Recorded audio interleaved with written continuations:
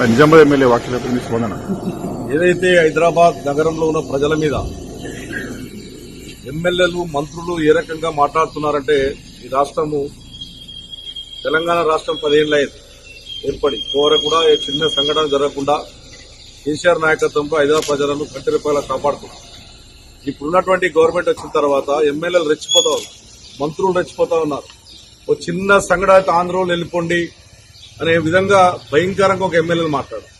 మన శిక్షణ తరగతులు పెట్టిరిల్లు, మరి స్పీకర్ ఆధ్వర్యంలో శిక్షణ తరగతులు పెట్టినప్పుడు ఇటువంటి భాష మాట్లాడొద్దు అన్నటువంటి ఆలోచన కూడా చెప్పాల్సిన అవసరం ఉంది.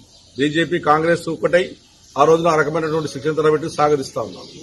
ఇవాళ ఆందోళన తెలిపండి ఇక్కడ ఉండొద్దని ఒక లాయరు, ఒక అతను, అదేవిధంగా ఒక ఎమ్మెల్యే, అదే ఒక మంత్రి ఏం కంట్రిబ్యూషన్ ఉన్నది సినిమా వాళ్ళది అన్నటువంటి మాటలు మాట్లాడడం నేను ఒకటే కోరుతా ఉన్నాను.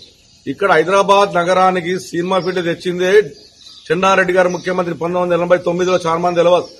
ఆయన అందరినీ రిక్వెస్ట్ చేసి హైదరాబాద్ నగరం రండి, తమిళనాడు నుంచి రండి అని చెప్పి హైదరాబాద్ నగరం సినిమా ఫీల్డ్ తేవడం వల్ల కొన్ని లక్షల మంది అలా సినిమా హీరోల కన్నా సినిమా కింద పనిచేసేటటువంటి యంత్రాంగం ఏందో కొన్ని లక్షల మంది హైదరాబాద్ నగరంలో జీవిస్తా ఉన్నారు. అసలు వాళ్ళం పొమ్మనే అధికారం నువ్వు ఎవడరాను అని అడుగుతా ఉన్నాను. నీ అధికారం ఇటువంటి మాటలు మాట్లాడితే బిడ్డ ఎవడైనా సరే ఇది హైదరాబాద్ లో తిరగనీయం. హైదరాబాద్ ప్రాపర్ మాది. హైదరాబాద్ లో పతి పుట్టినటువంటి బిడ్డ ఇవాళ హైదరాబాద్ బిడ్డని తప్ప ఇష్టం వచ్చినట్టు మాట్లాడి హైదరాబాద్ ప్రజలను మానభావాలను దెబ్బతీస్తే ఊకునే పరిస్థితి ఉండదు. అది ఎమ్మెల్యే గాని, అది మా పార్టీడే గాని, కాంగ్రెస్ గాని, ఎవడైనా సరే బీజేపీ గాని వదిలిపెట్టే ప్రసక్తి లేదు.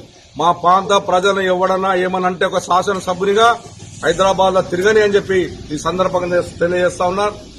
మార్చుకోండి. హైదరాబాద్ ప్రజలు ప్రశాంతతను కోరుకుంటారు తప్ప ఇష్టమైన మాట్లాడతాం వదిలిపెట్టే ప్రసక్తి లేదని చెప్పి ఎమ్మెల్యేలకు మంత్రులకు కూడా హెచ్చరిస్తా ఉన్నారు.